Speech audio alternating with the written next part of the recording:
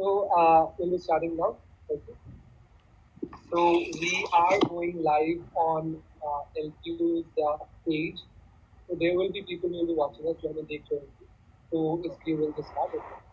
So okay, so ladies and gentlemen, whoever are watching us, we have brought in a great live session, a great interaction for you guys.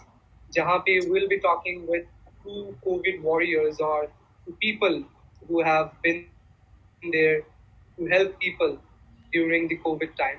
The first guest for our panel today is Miss Anya Iqbal, who is the General Secretary at Youth Against Injustice Foundation, and also a delegate at International Salim Women Voice Roundtable Conference representing India, and astonishingly also a student at Patna University. And our next guest for today's evening is Dr. Firoz Alam, who is an ortho scholar, a diploma in football medicine, a senior physiotherapist at Sriram Neuro Center, and a review board member in ACTA Scientific Orthopedics and Research Publication. So I would like to welcome you both and आपका स्वागत करना चाहूँगा मैं तहे दिल से. Thank you so much for this invitation, and thank you, Devraj. Thank you, Devraj, Yes. for having Thank me you. here. Yes. Yeah, thank you. It's a pleasure of us and to have you guys in this session. So, firstly, I'd like to start by asking that how tough was the COVID time for you guys? मतलब कितना मुश्किल था ये COVID time में आप लोगों का? I mean, you guys have been on the field. आपने बहुत help की, बहुत लोगों की मदद की होगी. But then, how tough was the experience? It was tough. Actually, it was quite frustrating. मतलब बहुत helplessness वाली feeling थी during COVID times. Actually, because resources नहीं थे. First of all, availability नहीं थी. सबसे बड़ा challenge ये था. And hoarding of resources. लोग क्या कर रहे थे कि जितने भी resources थे like remdesivir, फिर ऑक्सीजन, ये सारी चीज़ें वो कहीं ना कहीं स्टॉक कर रहे थे. कुछ रीज़न ये थे वो ब्लैक मार्केटिंग के कारण था, कुछ रीजंस वो अपने फैमिली के कारण कर रहे थे. तो ऐसे में रिसोर्सेज की कमी बहुत ज़्यादा हो गई थी. सबसे बड़ा इशू यही था जिसके कारण ये और मतलब और बड़ा प्रॉब्लम बन गया था. Okay. Firuji, how was your experience? For me, actually, because I was working with the society or with the various hospitals at that time.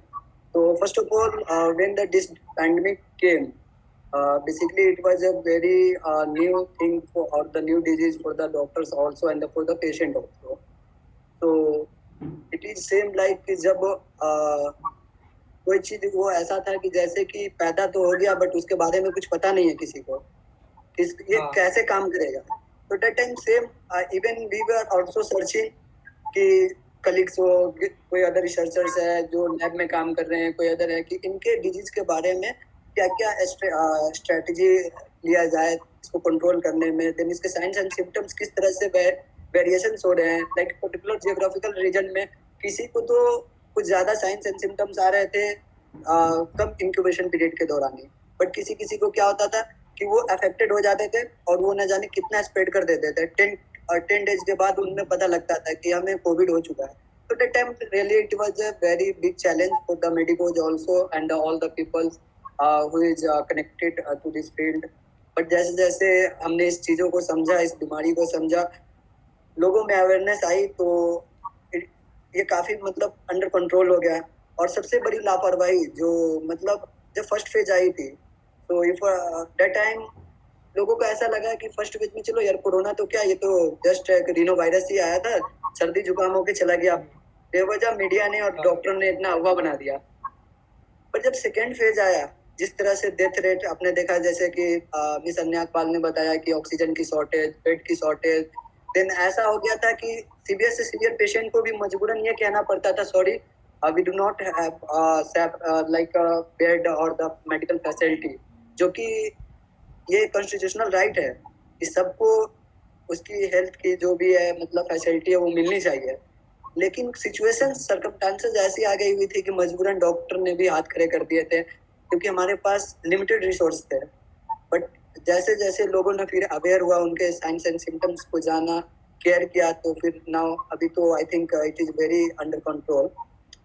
तो टफ तो था, as well as doctors, staff and I think society के लिए भी tough था उतना ही। तो आप दोनों जो है, आप दोनों are almost like you know on field warriors, जिन्होंने खुद से मदद करने की कोशिश की है, जबकि कोविड इज समथिंग जहाँ पे लोग अपनी लड़ाई लड़ते लड़ते हार जा रहे हैं। आप लोग ऐसे इंसान हो जो दूसरों के लिए भी लड़ रहे थे। तो मैं जानना चाहूंगा कि व्हाट वेर योर रोल्स उस पर्टिकुलर केस में। अगर हम ग्राउंड पे नहीं उतर रहे हैं तो एटलीस्ट हम लोग वर्चुअली हेल्प कर सकते हैं। तो हमने वही एक रास्ता अपनाया कि हम वर्चुअली हेल्प करेंगे हमारी पूरी टीम के साथ, एंड वी स्टार्टेड इट। जब एंड हमने स्टार्ट किया, एंड लाइक हमने मोर देन 5000 लोगों की हेल्प की ड्यूरिंग दिस टाइम। एंड ये बहुत टफ टाइम था जब हम लोग कॉल पे लोगों से डील करते थे। फिर ऐसी ऐसी बहुत सारी चीज़ें थी कि हमें डेथ की न्यूज़ आती थी कि नहीं, he is no more, she is no more. तो ऐसे ऐसी ऐसी चीज़ें सुन के हम लोग भी बहुत यू नो इमोशनल हो जाते थे, और ऐसी चीज़ें काफ़ी टफ हो जाती है। कई बार रात को नींद नहीं आती थी। तो ऐसी बहुत सारी चीज़ें हमने फेस की during this time, but thank God ये टला है। सो या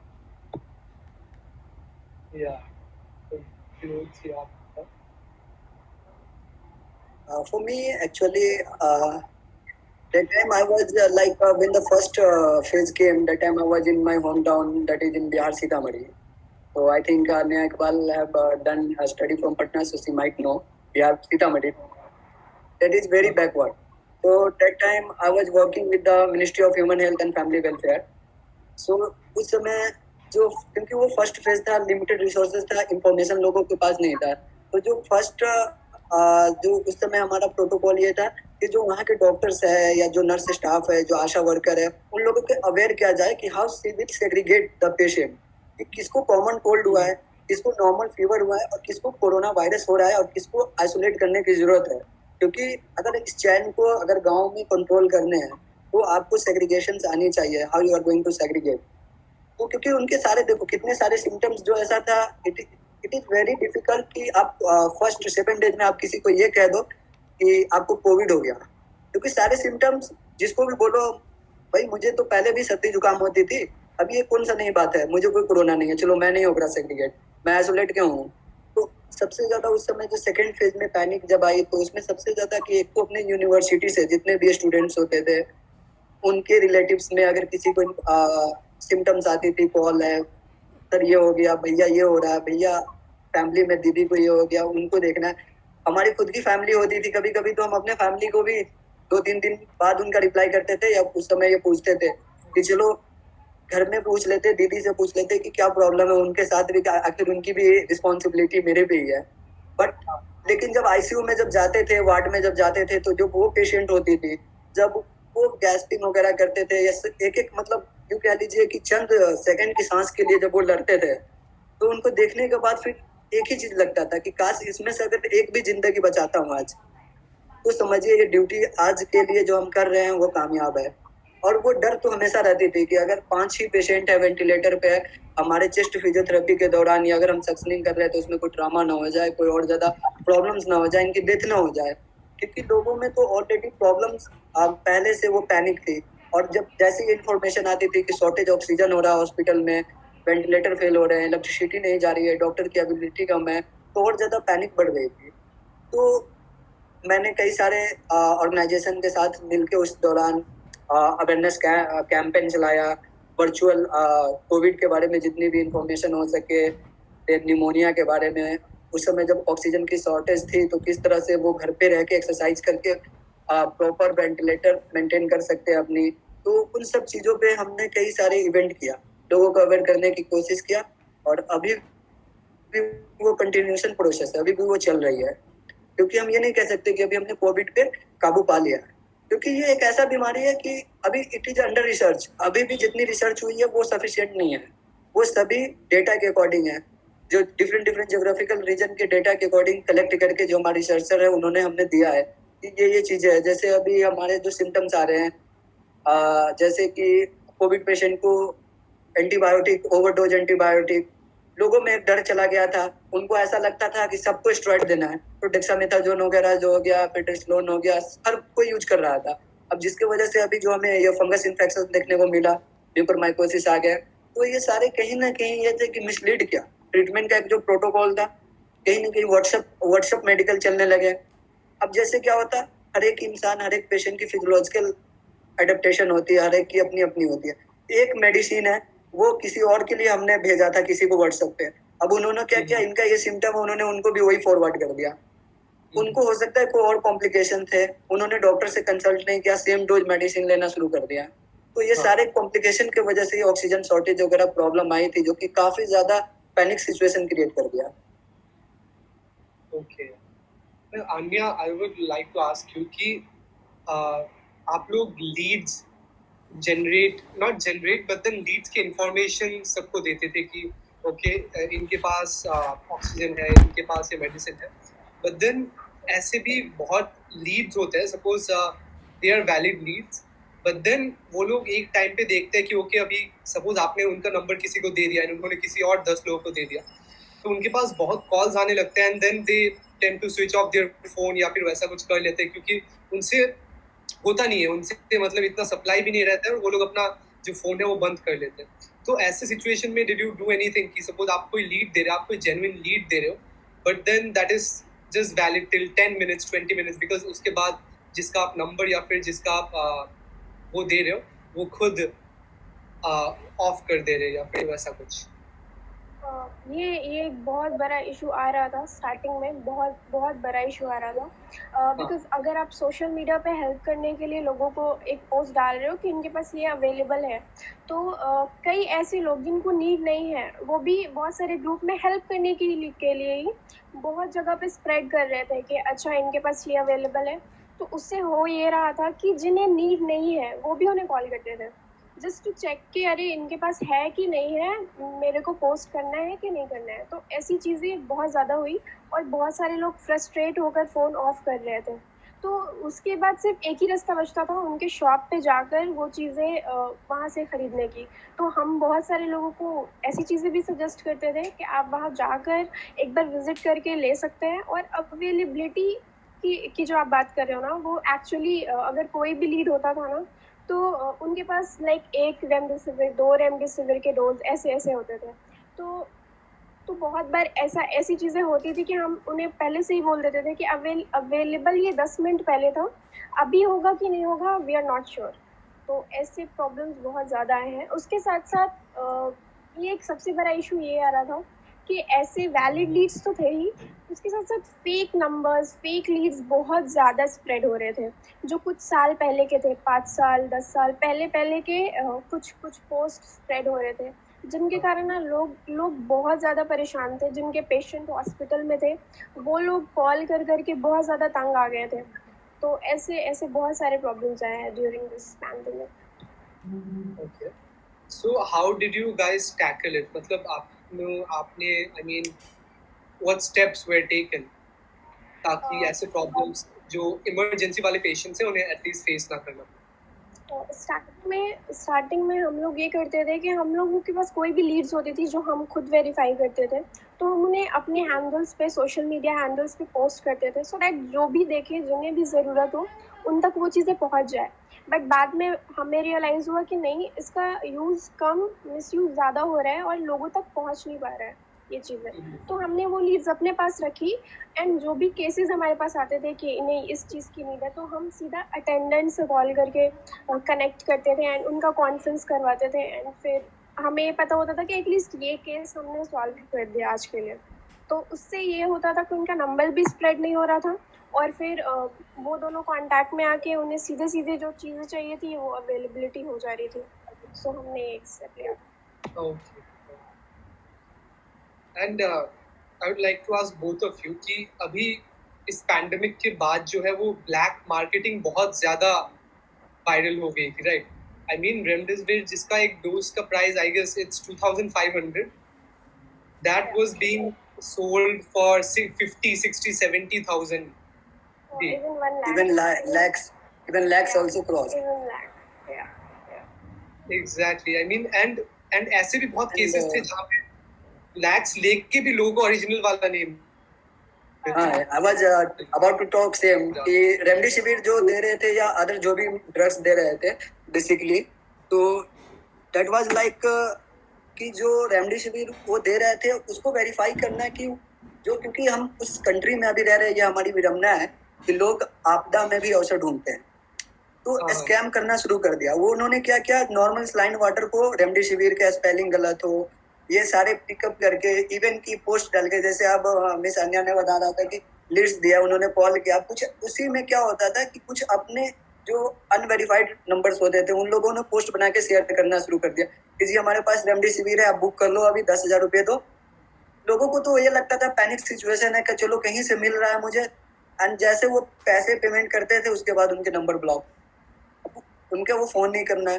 पेशेंट हॉस्पिटल में इंतजार कर रहा है कि उनके रिलेटिव ड्रग्स लेके आएंगे, ऑक्सीजन कंसंट्रेटर लेके आएंगे, सिलेंडर्स लेके आ रहे हैं, बट ऐसी सिचुएशंस क्रिएट कर दिया था उन लोगों ने। जो ड्रग्स है, जो मामूली सी ड्रग्स जो विटामिन सी की हमने इम्यूनिटी बूस्टर के तौर पे उस पर RWH के बताने के बाद जब यूज हो रहे थे, वो जो 28-25 रुपए की पूरी 10 स्ट्रिप्स आती थी, वो ऐसे सिचुएशंस क्रिएट कर दिया था कि वो 500 में भी मार्केट में अवेलेबल नहीं थे। जो कि इसेंशियल ऑक्सीजन सैचुरेशन प्रोब है, जहाँ से आर्टेरियल ऑक्सीजन सैचुरेशन हम मेजर करते हैं फिंगर्स में लगा के, वो आई थिंक का नॉर्मल प्राइस उसके 500 to 600 आ जाते हैं बेसिक जो हम लेते हैं, तो but that was also not available at 4,000 5,000। तो ये सारे सिचुएशंस डेवलप कर दिया, लेकिन किसने डेवलप किया? द थिंग इज लाइक कि ये सिर्फ इस पे डॉक्टर्स या जो NGO है ये लोग ही नहीं कर सकते हैं ना काम। आज जो भी आज आई डोंट नो कितने लोग हमसे जुड़े हुए हैं, वो लोग सुन रहे होंगे, वो लोग हम ही आप में से हैं जिन्होंने ये अवसर ढूंढा, जिन्होंने आपस में दोस्तों के साथ बात करके कि चलो यार इस आपदा में हम कमाते हैं, इस आपदा में किसी के ठगी करते हैं, लाइफ करते हैं, क्योंकि वो तो 1 लाख में भी रेमडेसिविर खरीद रहे थे ये जान के कि इसमें ओरिजिनल रेमडेसिविर है। उसे क्या पता कि ये सलाइन है। डॉक्टर्स के लिए क्या पता कि जो पेशेंट ला के दे रहे हैं वो कौन सा दवा ला के किन से लेके दिया, उन्होंने लगा दिया, पता चल रहा है पेशेंट के कॉम्प्लिकेशन और ज़्यादा बढ़ रहे हैं। तो that should not be done.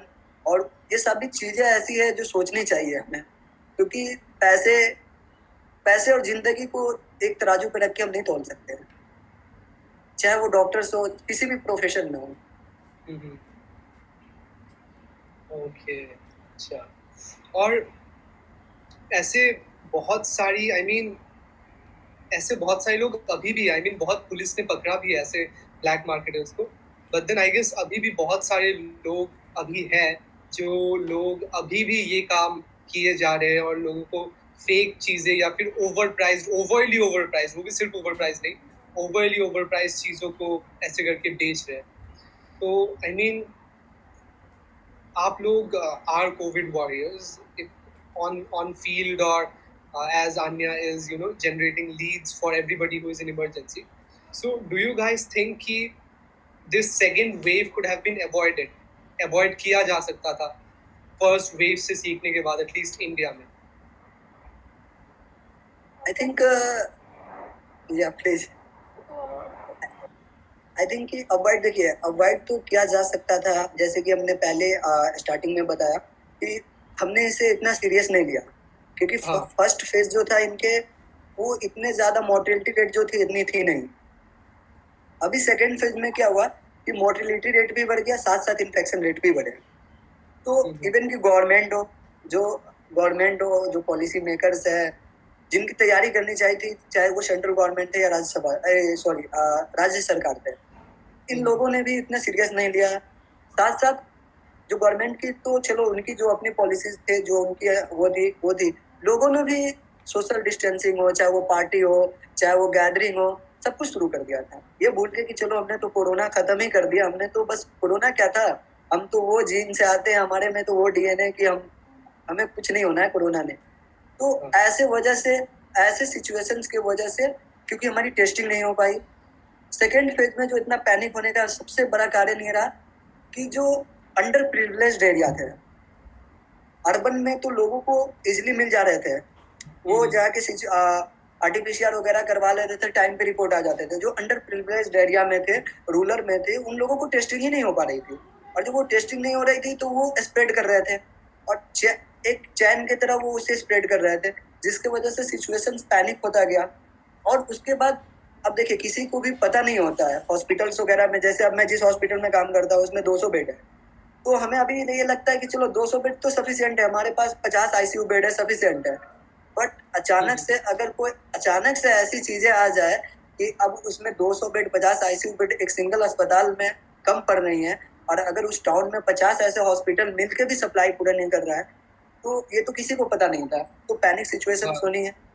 उसके लिए सिर्फ जिम्मेदार हम और आप हैं न, तो क्योंकि जो हमारी देखिए इंफ्रास्ट्रक्चर है, वी नीड टू वर्क। अभी जो सेकंड फेज आया है उन्होंने यही चीज बताया है कि we need to work on our health sector infrastructure.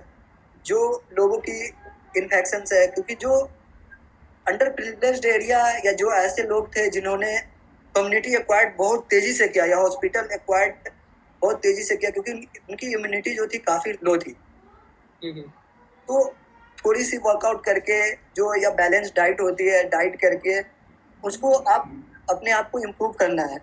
और कुछ चीजें जैसे आपने अभी बताया कि ब्लैक मार्केट सर अभी भी चल रहा है, स्कैम अभी भी हो रहा है, तो ऐसे लोगों के लिए मैं यही चीज यहाँ से कहना चाहूंगा कि please do not purchase, like कि आप व्हाट्सएप पे कोई मैसेज आता है या कोई आपको बुलाता है, आप ऐसे जगह से बिल्कुल ना खरीदें।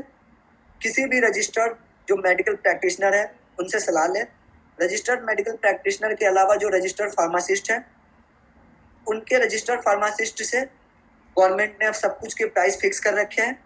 कोई भी अगर आपसे ज़्यादा डिमांड करते हैं या टाइम पे अवेलेबल नहीं करवा रहे हैं, सीएमओ में शिकायत कराओ, आप अपने नज़दीकी एसएचओ से मिलो। क्योंकि अगर आप ये सोच के कर दोगे ना कि चलो मेरे पास 50,000 रुपया मैं खरीद ले रहा हूँ, बाकी का सोचो ना। पोवर्टी, जो लोग पोवर्टी में गुजार रहे हैं उनके पास तो 50,000 नहीं है, उसके पास तो ये नहीं है कि वो 3 टाइम का खाना लाए, वो कहाँ से रेमडेसिविर लाएंगे, डेक्सामेथासोन लेके जाएंगे। तो अगर हम कम्युनिटी में स्ट्रांग है तो हमें स्टेप लेना चाहिए, हमें उस पर एक्शन लेना चाहिए, हम उस चीज़ों को बढ़ावा नहीं देना चाहिए। तो ऐसे डॉक्टर्स जो है, ऐसे डॉक्टर्स के पास ना जाए जो कि बिल्कुल अनरजिस्टर्ड है, माल प्रैक्टिस कर रहे हैं या किसी कम्युनिटी एक पर्टिकुलर ग्रुप को फ़ायदा करा रहे हैं। ऐसे स्कैमर से बच के रहें। कोई भी मेडिसिन लेना है उसको वेरीफाई करें, उसकी जो स्पेलिंग है उसे चेक कीजिए। रेमडेसिविर में जितने भी ब्लैक मार्केट वाले थे सबके स्पेलिंग एरर थे, उसके जो ट्रेडमार्क थे कहीं ना कहीं चेंजेस आती है। तो आप जब भी ऐसी लाइफ सेविंग ड्रग्स खरीद रहे हैं, इट इज़ नॉट लाइक कि कोई कपड़ा खरीद रहे हैं, कोई बात नहीं है, इसकी स्ट्रेंथ नहीं रहेगी, ड्यूरेबिलिटी नहीं रहेगी, फेंक देंगे। लाइफ सेविंग ड्रग्स आप खरीद रहे हो तो उसके लेके थोड़ा अवेयर हो। ऐसे कोई भी किसी भी स्कैमर से ना खरीदे, रजिस्टर्ड मेडिकल प्रैक्टिशनर सही करें, और जब भी कोई सिम्टम है खुद से आप ट्रीटमेंट ना शुरू करें, एटलीस्ट जाएं फिजिशियंस के पास जाएं, जो भी आपके नज़दीकी हेल्थ केयर सेक्टर प्रोवाइडर है उनके पास जाएं, उनसे कांटेक्ट करें, फिर उनके अंडर में आप ट्रीटमेंट लें ताकि उनको पता हो सके। और प्लीज़ आप अपनी हिस्ट्री हाइड ना करें। आपको डायबिटीज़ है, आपको थायराइड है, आपको कोई सी भी ऐसी प्रॉब्लम है, किसी भी मेडिसिन सिट्रीजिन लोग जैसे अभी ले रहे हैं, एंटाहिस्टामिन्स वगैरह ले रहे हैं, किसी को उससे एलर्जी हो, हर चीज़ आप डॉक्टर से शेयर करें, क्योंकि जब तक आप बताओगे नहीं वो मेडिसिन देंगे, लेकिन वो आपको उससे एलर्जी है तो उसके बैड इफेक्ट आप पे इम्पैक्ट आएगा। तो आप कभी भी डॉक्टर्स के पास जाए, अपनी पूरी हिस्ट्री बताएं। इट इज सेम लाइक कि जब तक हिस्ट्री आप नहीं बताओगे, आप ये कंक्लूजन लगाना ही छोड़ दो कि आपको इससे बेनिफिट होगा। अगर मैं किसी को कोई दवा बताता हूँ, कोई एक्सरसाइज बताता हूँ, तो उसका वक्त तक फायदा नहीं होगा अगर कोई मेरे को ये नहीं बताता कि सर मुझे डिस्क की प्रॉब्लम है, मुझे बैक में भी प्रॉब्लम है, सर जब मैं 20 मिनट के ज़्यादा बैठ भी नहीं सकता हूँ, तब मैं उसके अकॉर्डिंग प्रोटोकॉल बनाऊंगा कि आपको किस टाइप का एक्सरसाइज करना है, कैसा एक्सरसाइज करना है, इंटेंसिटी क्या रखनी है, फ्रीक्वेंसी क्या रखनी है। सेम लाइक कि अगर जब सब चीज़ आप शेयर करोगे तो डॉक्टर्स आपके dose, frequency, number of drugs, antibiotic, कौन सा एंटीबायोटिक चलना है। जैसे अब सब लोगों ने उस समय क्या है, मेरोपेनम वगैरह स्टार्ट कर दिया, सब लोगों ने रेमडेसिविर लेना शुरू कर दिया, स्टॉक करना शुरू, होर्डिंग एकदम करना शुरू कर दिया था कि जी क्या पता हमारे फैमिली में कल को अगर जरूरत पड़ जाए तो मार्केट में तो है नहीं, चलो। तो इसकी वजह से जो मार्केट की सप्लाई थी वो कम हो गई थी, और ब्लैक मार्केटिंग बढ़ने के कारण यही था क्योंकि जिन लोगों को जरूरत नहीं था जिन लोगों को यहाँ ऑक्सीजन से लोग मर रहे थे, लेकिन हमारी सोसाइटी में ऐसे भी लोग थे जो घर भर रहे थे ऑक्सीजन सिलेंडर से। तो ये सब चीजों पे बात करनी चाहिए, इन सब चीजों पे अपने सोसाइटी से ही, चाहे जो भी नजदीकी है। और सब एक और चीज मैं जोड़ना चाहूंगा कि जो हम और आप होते हैं, जो प्राइमरी हेल्थ केयर जो गवर्नमेंट प्रोवाइड करती है, तो हम कभी उस पर आज तक बात ही नहीं करते हैं, नहीं उसके फैसिलिटी की बात करते हैं, नहीं उनसे कभी डिमांड करते हैं। क्योंकि हम हमेशा ये सोचते हैं कि प्राइवेट हॉस्पिटल है ना हमारे पास, प्राइवेट हॉस्पिटल है ना, तो हम तो कर लेते हैं, हमारे पास पैसा होता है, हम तो एक फोन करके अपॉइंटमेंट ले लेते हैं, डॉक्टर हम पे विजिट कर लेते हैं। लेकिन जो हमारे सोसाइटी के 60% पीपल है अराउंड, जो कि पॉवर्टी में, रूरल में, गाँव में, उनको तो वो सुविधा नहीं मिल सकती है, वो तो प्राइमरी केयर पे रहते हैं। तो ऐसे लोगों के लिए अगर हम कहीं पे काम कर रहे हैं, अगर हमें उनकी नॉलेज है, इंफॉर्मेशन है, तो हमें आगे आनी चाहिए, हमें डिमांड करनी चाहिए अपने, चाहे जो भी एमएलए एमएलसी है वहाँ हेल्थ सेक्टर में जो भी है, उनसे डिमांड करनी चाहिए सर कि हमारी ये बेसिक फैसिलिटी है, हमारे समाज की, सोसाइटी की फैसिलिटी है। आज ये पैंडेमिक ने यही सिखाया कि हम आप हर चीज तो बना, हर चीज के लिए लड़े हैं, लेकिन जो मेन सबसे बुनियादी चीज थी हेल्थ सेक्टर, हेल्थ इंफ्रास्ट्रक्चर, उसको स्ट्रॉन्ग नहीं किया। क्योंकि हमारी जनरेशन के अकॉर्डिंग इसको करने की जरूरत है। Please अन्यायपाल ji. यस, आप कुछ ऐड करना चाहेंगे? यस डेफिनेटली, जो भी अभी डॉक्टर फिरोज ने कहा वो सारी चीज़ें सच है। हमने कभी इन चीज़ों पे ध्यान नहीं दिया, और अभी पैंडमिक के टाइम हमें बहुत, मतलब ये सबको अभी रियलाइज़ हुआ है कि हम लोगों ने क्या, किस चीज़, मतलब कौन सी मेन चीज़ पे ध्यान नहीं दिया। तो उसके साथ साथ ब्लैक मार्केटर्स लाइक वो एवरीवेयर है, मतलब हर एक जगह पे आप जिस भी ग्रुप में जाओ, कहीं पे भी सोशल मीडिया पे जाओ, तो जब भी कोई नीड आता था ना, तो बहुत सारे लोग क्या करते थे कि उनके डीएम्स में जाते थे एंड दे वर लाइक कि हमारे पास रेमडेसिविर है, हमारे पास ऑक्सीजन की अवेलेबिलिटी है, तो आपको इतना एडवांस पेमेंट करना पड़ेगा। तो इस टाइम पे बहुत ज़्यादा फ्रॉड हो रहा था कि पहले वो तो पैसे तो ले लेते थे, बट उसके बाद वो गायब, नंबर ऑफ, ये सारी चीज़ें। तो हम लोग उसके लिए एक्चुअली कुछ नहीं कर सकते थे। तो हम लोग हमेशा जब भी किसी को भी लीड्स प्रोवाइड करते थे, उन्हें हमेशा एडवांस पेमेंट के लिए मना करते थे कि ये अगर आप करते हो फिर भी तो आपकी रिस्पॉन्सिबिलिटी होगी, बट एडवांस पेमेंट करना मतलब ये एक मुश्किल सी चीज़ थी। अगर वो कर देते हैं तो बहुत सारे लोग ऑलरेडी फंस चुके थे एडवांस पेमेंट करके। तो ऐसे सारे बहुत सारे ब्लैक मार्केटिंग के केसेस आए, और बाकी डॉक्टर फिरोज ने सारी चीज़ें बताई थी। तो ये लाइक जैसे, सॉरी आई थिंक ये दिख नहीं पा रहा है इसमें ब्राइटनेस की वजह से। ब्राइटनेस। तो लाइक जैसे ये मेरा एक इनिशिएटिव था कि उड़ान कोविड टास्क हमने बनाया। हमने अपने पटना में, पूरे बिहार में उड़ान कोविड टास्क, क्योंकि मैं उस जगह से आता हूँ, मुझे पता है वहाँ की स्थिति क्या है, वहाँ की हेल्थ इंफ्रास्ट्रक्चर क्या है। हमने ये बनवाया उड़ान कोविड टास्क फोर्स में। इसमें जितने भी डॉक्टर्स वगैरह थे हमने उनको लिंक किया। देन उसके बाद जितने भी सोसाइटी के अवेयर लोग थे उनको किया कि ब्लैक मार्केटिंग और होर्डिंग को रोकने के लिए कि क्या वो लीड सही है या नहीं है, कहाँ पे आपको अवेलेबल मिल जाएंगी, कौन सा हॉस्पिटल में आपको कोविड पेशेंट के लिए बेड है या नहीं है। तो हमने वहां से उसको जनरेट करवाया। और एक ये छोटा सा इनिशिएटिव था, लेकिन मैं इससे ये कहना चाह रहा था कि ये इनिशिएटिव एक छोटा सा हमने वहां से स्टार्ट किया था। अगर ये हमारे अभी ऐसे इनिशिएटिव लॉन्ग टर्म के लिए चलते रहे, क्योंकि आज हम कोविड से लड़ रहे हैं, एनीमिया से भी लड़ रहे हैं, हम यहाँ माल न्यूट्रिशन से लड़ रहे हैं। संकल्प इनवायरो जो हमेशा मतलब ऐसे ऑर्गेनाइजेशन रहा है DSW का, कि जो हमेशा ऐसे स्टूडेंट जो रूरल में रहे हैं या ऐसे हेल्थ है अंडर प्रिविलेज्ड, जिनके जो कि माल न्यूट्रिशन के शिकार रहे हैं, जिनको प्रॉपर डाइट नहीं मिल पा रही थी, प्रॉपर न्यूट्रिशन नहीं मिल पा रही थी, तो उनके लिए कैंपेन चलाया, उनको हमेशा आगे रखने की प्रयास किया। ये जो संकल्प इनवायरो है, सेम लाइक कि जैसे एक छोटी सी इनिशिएटिव हम कहीं और से भी स्टार्ट कर सकते हैं। आज हमने कोविड पे टास्क फोर्स बनाया, इस तरह से हम थैलेसेमिया पे बना सकते हैं, ब्लड डोनेशन पे बना सकते हैं, एनेमिक क्यों हो रहे हैं उन पे बना सकते हैं, लॉट्स ऑफ कम्युनिकेबल डिजीजेज है उन पे हम बना के, तभी हमारा हेल्थ सेक्टर जो हेल्थ इंफ्रास्ट्रक्चर की बात जो हम कर रहे हैं स्ट्रॉन्ग करने की, वो भी होगा। अगर हम सोचते हैं सिर्फ कि जो सेंट्रल मिनिस्टर या हमारे स्टेट मिनिस्टर कर दें, इट वॉन्ट बी पॉसिबल, ये कभी पॉसिबल नहीं है।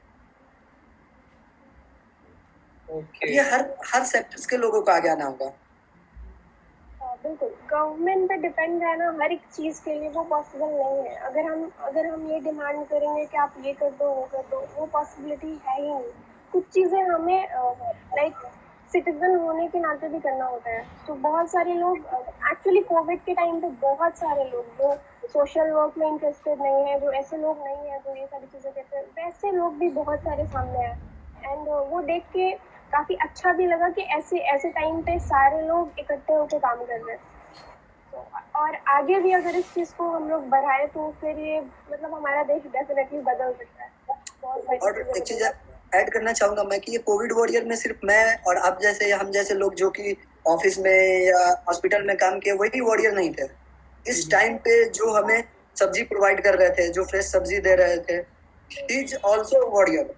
अगर वो फ्रेश सब्जी ना दे, जो कि कम्युनिटी को एक डिजायर है उस समय, तो वो भी एक जो कह लेते हैं कि इम्यूनिटी जो डिक्रीज होने का एक सोर्स था वो भी होता। जो कोई हमारे ट्रांसपोर्ट के मीन्स थे, जैसे ऑक्सीजन सप्लायर्स थे, अगर वो ड्राइवर हमारे टाइम पे नहीं काम कर रहे थे, हम लाइफ नहीं बचा सकते थे। हमारे सब कुछ होने के बावजूद, हमारा 10 मंजिल का हॉस्पिटल है, सब कुछ है उसमें, बट 10 डॉक्टर्स है, 50 नर्स है, सब कुछ है, लेकिन अगर टाइम पर ऑक्सीजन ला के वो ड्राइवर नहीं दे पा रहा था, हम कुछ नहीं कर पाते। अगर वो एक टेक्नीशियन है, जो वेंटिलेटर अगर फेलियर हो गया है, काम नहीं कर रहा है, अगर वो टेक्नीशियन है, किसी इंजीनियरिंग डिपार्टमेंट से आ रहा है, उन्होंने आके काम किया, उसको उसी समय तुरंत ठीक किया, फिर उसके बाद वो जाके हमने मैकेनिकल वेंटिलेटर किसी पेशेंट को अटैच किया, उनकी लाइफ बचा, इज ऑल्सो द वॉरियर। तो हम सभी वॉरियर हैं, जिन्होंने जिन्होंने किसी को इन्फ्लुएंस किया, इवन जिन्होंने किसी को अवेयर किया, एक मास्क के बारे में भी बताया, ही और सी इज ऑल्सो द वॉरियर। और उन सभी को मेरा सैल्यूट है। Today is only not a doctor, कि डॉक्टर और नर्स स्टाफ मैं वॉरियर हूँ सिर्फ। It's not like everyone is the front line worker. Yes, true. और एक सवाल है मेरा कि सपोज ये जो गवर्नमेंट ने जो पिछला वेव आया था, तो उसके बाद उसने गवर्नमेंट ने सेंट्रल गवर्नमेंट ने ऑलमोस्ट लाइक 300 ऑक्सीजन फैक्ट्रीज जब प्रोडक्शन के लिए उसे हाँ हाँ तो उसके लिए उसका परमिशन दिया था। बट देन सेकेंड वेव आने तक जस्ट बहुत बहुत कम वो हो रहा था, बहुत कम फैक्ट्रीज बनी थी। तो इसमें आप क्या बोलते हैं, is it the governments fault कि उन्होंने टाइम पे वो नहीं कर पाए, या फिर इट्स द पीपल्स फॉल्ट कि वो लोग मास्क छोड़ के सब कुछ छोड़ के उन्होंने सोचा कि ओके अभी कोविड चला गया, फर्स्ट वेव कम हो रहा है, लोगों में कम केसेस हो रही है, अब ये सब चला गया, अब मुझे कुछ नहीं होने वाला। तो ऐसे करके whose fault is this कि सेकेंड वेव जो आई तो उसमें इंडिया इतना आगे तक गया कि अमेरिका, इटली, इन सब से आगे तक जाके even if the daily cases और द डेथ रेट जो भी थी, उन सारी चीजों में इतना आगे तक चले गए। मेरे अकॉर्डिंग देखिए, इसमें गवर्नमेंट की फेलियर तो है, लेकिन गवर्नमेंट, जैसा मैंने अभी बताया, कि गवर्नमेंट के फेलियर से आप अपनी लाइफ, आपने भी तो उसमें उसी फेलियर में आप भी कंट्रीब्यूट किया, हम भी कंट्रीब्यूट किया।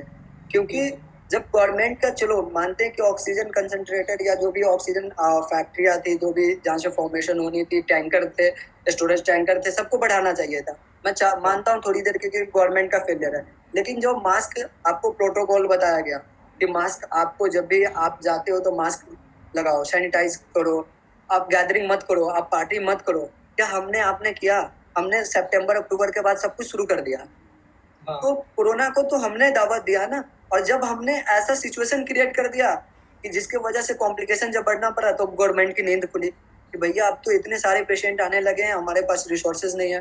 डॉक्टर को मजबूरन, डॉक्टर देखिए, हॉस्पिटल स्टाफ एडमिनिस्ट्रेशन को ये कभी शौक नहीं होता है कि वो पंपलेट बाहर जाके चिपका दे, सॉरी हमारे पास बेड नहीं है, क्योंकि हॉस्पिटल पेशेंट के लिए ही बनती है। हॉस्पिटल पेशेंट के लिए ही बनी है, लेकिन क्या करें, वो एडमिट करवा के उनकी जान तो नहीं ले सकते हैं ना, उनकी जान नहीं ले सकते थे। तो गलती हमारी समाज की सोसाइटी में जो ऐसे लोग थे जिनकी लापरवाही ने सेकेंड वेव आती, लेकिन अगर हम आप तैयार होते तो इतना ज्यादा नहीं होता।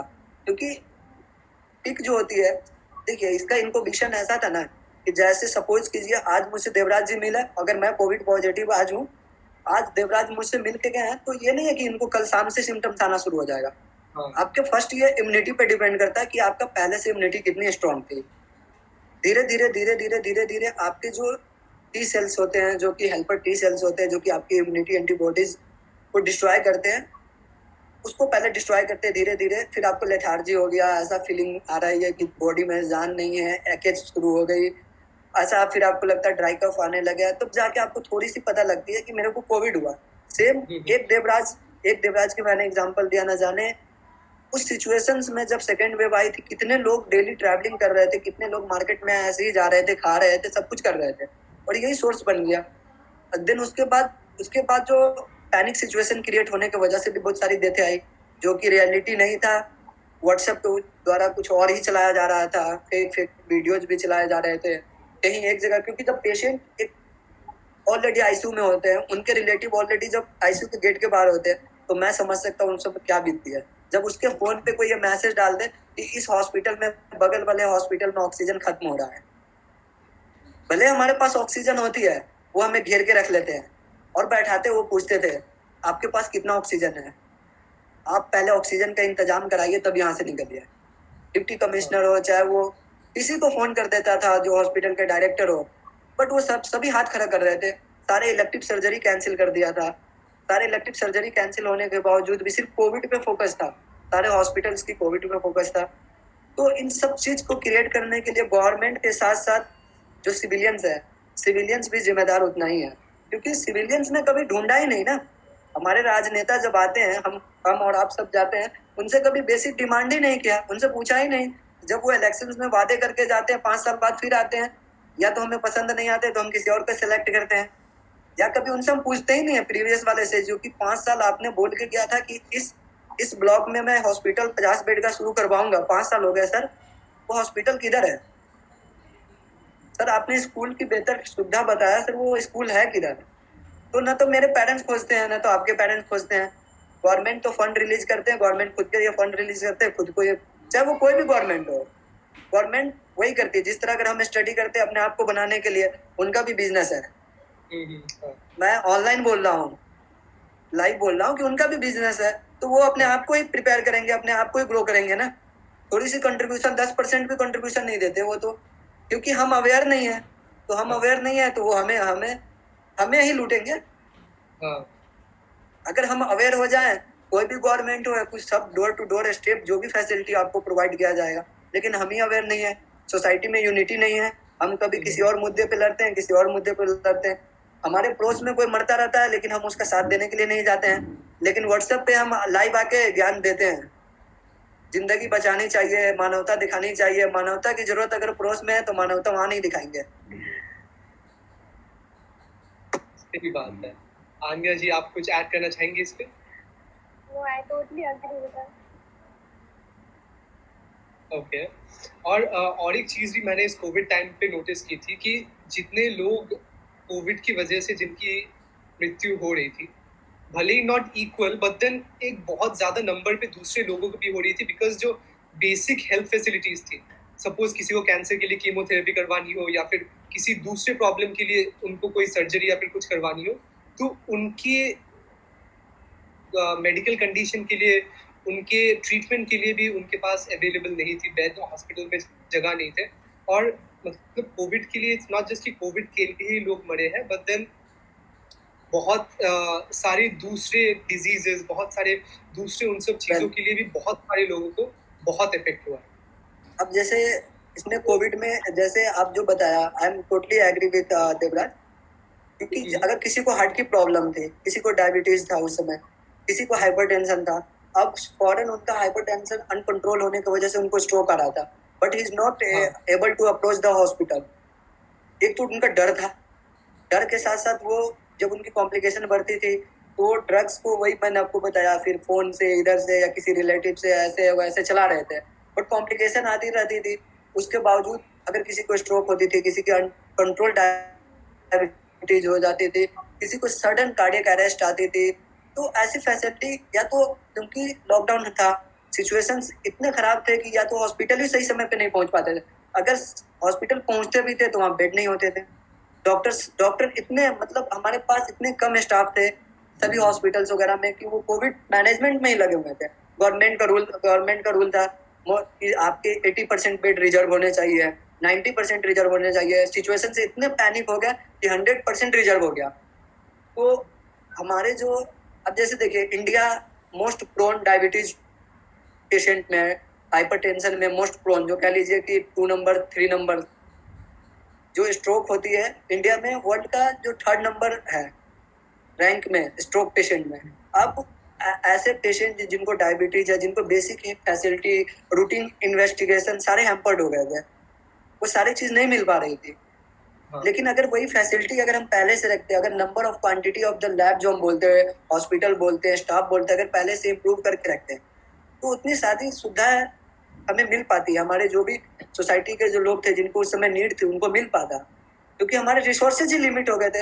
अब जब आपके सिंपल से एग्जांपल है, जब हमारे आपके घर में देवराज कोई गेस्ट आते हैं तो हम क्या करते हैं ना, पहले गेस्ट को देखते हैं, सोचते हैं कि गेस्ट को बचाएं, तो हम क्या करते हैं, जो अपनी बेसिक नीड होते हैं उसको भी भूल जाते हैं थोड़ी देर के लिए। तो यही सेम सिचुएशन हो गई थी उस समय। ऐसा हो गया था कि डेथ रेट जो कोविड स्प्रेड से हो रहा है, या कोविड जो स्प्रेड फैल रहा है उसको रोकना है, सबका फोकस उस पर था। और उनके साथ नाइंसाफी हुआ, जिनको बेसिक प्रॉब्लम जो थी, जिनको बेसिक हेल्थ फैसिलिटी चाहिए था, उनके साथ नाइंसाफी है। और क्या आपको ऐसा लगता है कि अभी जो सिचुएशन चल रहा है, अभी फिर से सेकेंड वेव के बाद थोड़ी केसेस जो है वो कम होने स्टार्ट हुई है, तो बहुत लोग बोल रहे हैं कि 3rd वेव आएगा इंडिया में, और कुछ एक्सपर्ट ऐसा ही बोल रहे हैं कि 3rd वेव को हम रोक सकते हैं। तो हाँ, तो अभी जो लोग हैं, कुछ लोग जो वैक्सीन आई मीन लोग ऐसे बहुत कम है, बट देन स्टिल कुछ लोग हैं जो लोग वैक्सीनेटेड हो गए मे बी फर्स्ट डोज के बाद। तो अभी वो लोग सोचते हैं कि चलो अभी तो मैं सेफ हूँ, मैं कैरी नहीं करूँगा। तो ये बात कितनी सच्चाई है कि अगर आप वैक्सीनेटेड हो गए हो तो क्या आप उसके बाद कोविड को स्प्रेड नहीं करते? क्या आप ऐसे बन जाते हो कि आपको कभी कोविड हो नहीं सकता, या फिर आप उससे मर नहीं सकते? तो आपको क्या ऐसे सुपर चिल हो जाना चाहिए वैक्सीनेटेड होने के बाद? देखिए, वैक्सीन जो सिर्फ आपके इम्यूनिटी बूस्टर्स है, ये कोई भी रिसर्च नहीं बताया है कि जिन्होंने, जैसे मैंने दोनों डोज ले लिया तो मैं कोविड मुझे नहीं हो सकता। सपोज ये एक डिफरेंस है वैक्सीनेटेड नॉन वैक्सीनेटेड पेशेंट में, कि जो अगर सपोज कीजिए पेशेंट ए वैक्सीनेटेड है, पेशेंट बी वैक्सीनेटेड नहीं है, अगर कोविड होता है पेशेंट बी को जो वैक्सीनेटेड नहीं है, तो उनका जो हॉस्पिटलाइजेशन के ड्यूरेशन है वो ज्यादा हो सकते हैं, कॉम्प्लिकेशन ज्यादा हो सकते हैं, मोर्टिलिटी रेट ज्यादा हो सकते हैं। लेकिन अगर जो वैक्सीनेटेड है, अगर उनको कोविड होते हैं तो आपको एटलीस्ट इतना होगा कि आप उसे घर में कंट्रोल कर सकते हैं। अगर हो गया तो आपको ऑक्सीजन वेंटिलेटर्स की जरूरत नहीं पड़ेगी, आपको कोई रेमडेसिविर की जरूरत नहीं पड़ेगी। तो क्योंकि आपके ये बॉडीज में आफ्टर वैक्सीन लेने के बाद, जैसे आपको 1 मंथ के बाद एंटीबॉडीज प्रोडक्शन शुरू हो जाते हैं, तो जैसे आप बॉडी में एंटीबॉडीज प्रोडक्शन शुरू होंगे वो आपकी इम्यूनिटी को बूस्ट करके रखेगा। तो जब भी कोई अगर कोविड वैक्सीन अगर कोरोना के जो वायरस है, कोविड वैक्सीन वायरस अगर आपको इन्फेक्ट करते हैं, तो उनकी जो स्ट्रॉन्ग उनकी जो मतलब ये कह लीजिए कि जो वायरस की प्रॉपर्टीज होती है रेप्लिकेट करने की आपके बॉडी में, वो उतना नहीं कर पाएगा, उतना स्ट्रॉन्ग नहीं कर पाएगा, तो जिसकी वजह से आप सेफ हो जाओगे और आपकी जो मोर्टिलिटी रेट है, हमारी देश की मोर्टिलिटी रेट है, वो अंडर कंट्रोल रहेगी। तो वैक्सीन ड्राइव में सेफ है, वैक्सीन ड्राइव में पार्टिसिपेट करना चाहिए, जल्दी से जल्दी जाके सबको, जो भी लोग हैं, वैक्सीन लेनी चाहिए। अगर किसको कोई सिम्टम्स है, ऐसे कोई ऑलरेडी कोमोर्बिडिटीज चल रहे हैं, कोई प्रॉब्लम्स है, डायबिटीज है, हाइपरटेंशन है, तो वो डॉक्टर से मिले, वो उनमें भी वैक्सीन सेफ है, लेकिन कुछ प्रिकॉशन के साथ प्रिकॉशन ले, डॉक्टर से कंसल्ट करे, फिर जाके वैक्सीन ले। चाहे वो मोडर्मा लगाइए, फाइजर लगाइए, कोवैक्सीन, कोविशील्ड लगाइए, ऑल आर सेफ। जो भी आपके अप्रोच है, आपके अप्रोचेबल है आपके लिए, आप वहां जाए लें, वैक्सीन आर टोटली सेफ। और वही एक रास्ता है इसको कंट्रोल करने का, और कोई रास्ता नहीं है। एक वो रास्ता है और अवेयरनेस, अपने आप को अवेयर रखिए, इम्यूनिटी बूस्ट अप रखिए, फिजिकल वर्कआउट करते रहिए, देन सोसाइटी को अवेयर करते रहिए। यही तरीका, और कोई विपन नहीं है हमसे, हमारे पास ऐसा कोई विपन अब नहीं है जो इस बायोलॉजिकल वार कह लीजिए, या इन ऐसे कोविड पैंडेमिक में हम लड़ सकते हैं। जो अन्य जी, आप कुछ कहना चाहेंगे? एक्चुअली अभी भी बहुत जगह पे अवेयरनेस लैक कर रही है। बहुत सारे लोग वैक्सीन लेने से डर रहे हैं। अर्बन में तो नहीं, बट एटलीस्ट रूरल में तो बहुत ज़्यादा ही अवेयरनेस की ज़रूरत है। वहाँ पे अवेयरनेस बहुत ज़्यादा लैक कर रही है। तरह तरह के अफवाह, र्यूमर्स वहाँ पे फैलते रहते हैं और बहुत सारी ऐसी सुपरस्टिशंस हो रहे हैं। एंड कुछ विलेजेस में ऐसा भी बोला जा रहा है, सोच रहे हैं लोग कि वैक्सीन के वैक्सीन के अंदर कोई माइक्रोसेल है जो गवर्नमेंट हम लोग के अंदर इंजेक्ट कर रही है, या फिर वो लेने से लोग मर रहे हैं। तो ऐसे के लिए बहुत चीजों से डर डर के लोग, जिनको प्रॉपर नॉलेज नहीं है, वो लोग बहुत डर जा रहे हैं वैक्सीन लेने से। बहुत सारी ऐसी चीजें आ रही है, बहुत सारे ऐसे र्यूमर्स फैल रहे हैं, तो उनके लिए कुछ ना कुछ करने की बहुत ज्यादा जरूरत है। न्यूज पे भी पर डे यही सारी चीजें चलती रहती है कि उनको अवेयर कैसे किया जाए। तो अगर अभी वो लोग अवेयर नहीं होते हैं तो फिर जब थर्ड फेज आएगा, थर्ड वेव आएगा, तब बहुत बड़ी दिक्कत होगी। बिकॉज कोविड एक दूसरे से फैल रहा है, और अगर वो लोग इस चीज को सीरियस नहीं लेंगे, वैक्सीनेशन नहीं लेंगे, तो फिर इसको रोकने का कोई दूसरा उपाय तो नहीं नजर आ रहा। जो भी लोग इस वीडियो के साथ आज या हम लोगों के साथ जुड़े हैं, उनको बताऊं कि वैक्सीन लेने से डेथ नहीं होती है। ये हमने दोनों कंप्लीट डोज लिया था वैक्सीन के। देखो आपके सामने हूँ और जिंदा हूँ, है ना। और इवन की वैक्सीन लेने के बाद मैंने देखा कि जो मैं पहले काम करता था, जैसे हॉस्पिटल में रहता था, आईसीयू में रहता था, एचडीयू में, बहुत ज्यादा मतलब इन्फेक्टेड हो जाता था। हर 2-3 दिन पे खांसी वगैरह शुरू हो जाती थी, जुकाम शुरू हो जाता था। जब से मैंने ये सेकेंड डोज कंप्लीट किया, तब से ये सिम्टम्स मेरे चले गए, मेरे इम्यूनिटी को बूस्टअप किया। क्योंकि जो प्राइमरी कह लीजिए कि जो प्राइमरी इन्फेक्शन वगैरह जो हो जाते हैं, मेनली कि नोजोकेमिकल इन्फेक्शन जिसको हम बोलते हैं कि हॉस्पिटल एक्वायर्ड पेशेंट से हो जाते हैं, ऐसे हो जाते हैं, तो कहीं ये हमें सेफ ही कर रहा है। चाहे वो कोरोना से, चाहे वो अदर जो हमें कॉमन कोल्ड है, रिनो वायरसेस वगैरह है, तो जो भी वैक्सीन लेंगे वो तो सेफ है। एंड वी आर लकी कि हमारे साइंटिस्ट ने इसको डेवलप किया है। और जो भी लोग कोई ऐसी मिथ में जा रहे हैं या ऐसा सोच रहे हैं कि गवर्नमेंट की पॉलिसी है, भाई गवर्नमेंट आपके डिटेल ही लेना चाहेगा, उसके पास कोई और है, इंजीनियर्स इतने सारे, सॉफ्टवेयर हैकर्स है, वो वहां से करा लेंगे। आपकी सारे डाटा उनके पास होती है, उनको इंजेक्शन लगा के पानी डाल के आपको लेने की क्या जरूरत है। सही बात। वो सेफ है। वैक्सीन में प्लीज पार्टिसिपेट करें, वैक्सीन ले, अपने परिवार की भी और समाज की सुरक्षा करें, और तभी देश में योगदान करें। क्योंकि अगर आप वैक्सीन भी नहीं ले रहे हो और व्हाट्सएप पे, फेसबुक पे लिख रहे हो कि सरकार कोरोना को कंट्रोल नहीं कर पा रही है, बेकाबू हो गई हुई है, तो अपने आप को ही जस्टिफाई नहीं कर पा रहे हो। सो अभी हम ऑलमोस्ट ये जो सेशन है उसके एंड में आ गए। तो अभी मैं आप दोनों से चाहूँगा कि आप जो भी लोग हमें लाइव देख रहे हैं, उन्हें एटलीस्ट बता दें कि आप लोग जो जिन्होंने ये सब कुछ जो भी हो रहा था कोविड के लिए, उन्होंने आगे से देखा है। भले ही हमें न्यूज़ से पता चल रही हो कि ओके लोग मर रहे हैं, लोगों को बहुत परेशानी हो रही है, लेकिन आप लोग ऐसे हो जिन्होंने आपके आंखों के सामने देखा है। और वो जो दर्द है, जो वो फीलिंग है, लोगों को आपके आंखों के सामने मरते हुए, दम तोड़ते हुए देखते हुए, तो वो भले ही हमें घर में बैठ के पता ना चले, लेकिन मन में गिल्ट रह जाता है कि काश मैं उसे बचा पाता। अगर मैं क्या ऐसा कुछ कर पाता। सपोज आन्या जी ऐसे सोचती होंगी कि यार अगर और 1-2 लीड्स एक्स्ट्रा मिल जाती तो मे बी वो इंसान बच गया होता। तो ऐसे करके मैं चाहूँगा कि आप एटलीस्ट हम लोग की जो यूथ है और जो लोग हमें देख रहे हैं, उन्हें कुछ सजेशन दे कि ऐसी जो ये महामारी है, वो खुदा ना करे आगे जाके कुछ और आए, और ऐसा कभी हमें फ्यूचर में जाके ऐसा ना हो, और ये जो थर्ड वेव है उसे हम अवॉइड कर सके। क्योंकि ये बहुत करीब से देखी हुई चीज़ है, तो सबके लिए सिर्फ एक छोटा सा सजेशन है। आप लोग अगर बाहर जाने की ज़रूरत नहीं है तो बिल्कुल ना जाएं, घर पे ही रहें। अगर बाहर जा रहे हैं तो प्रॉपर प्रिकॉशंस लें। उसके साथ साथ वैक्सीन लेना बिल्कुल ना भूलें। वैक्सीन बिल्कुल सेफ है, जैसा अभी हमारे साथ डॉक्टर फिरोज है, उन्होंने भी कहा।